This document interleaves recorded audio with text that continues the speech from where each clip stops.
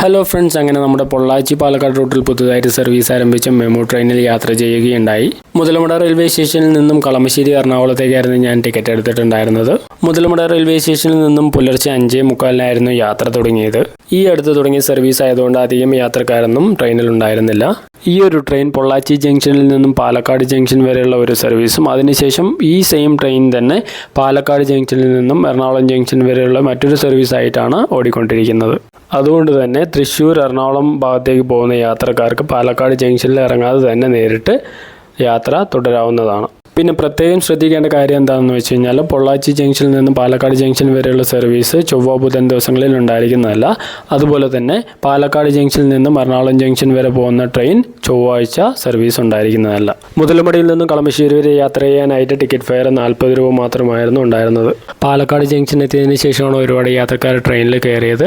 കാരണം എന്താണെന്ന് വെച്ച് കഴിഞ്ഞാൽ പാലക്കാട് ജംഗ്ഷൻ മുതൽ എറണാകുളം ജംഗ്ഷൻ വരെയുള്ള മെമു സർവീസ് ഒരുപാട് നാളായിട്ടുള്ളതാണ്. അതുകൊണ്ട് തന്നെ ഒരുപാട് യാത്രക്കാർ ഈ ഒരു മെമു ട്രെയിൻ സർവീസ് ആശ്രയിക്കുന്നുണ്ട്. ഈ ട്രെയിനിൻ്റെ ഡീറ്റെയിൽസ് കൂടുതൽ ആളുകളിലേക്ക് എത്തിക്കാനായിട്ട് ഈ വീഡിയോ ഷെയർ ചെയ്യുക. താങ്ക്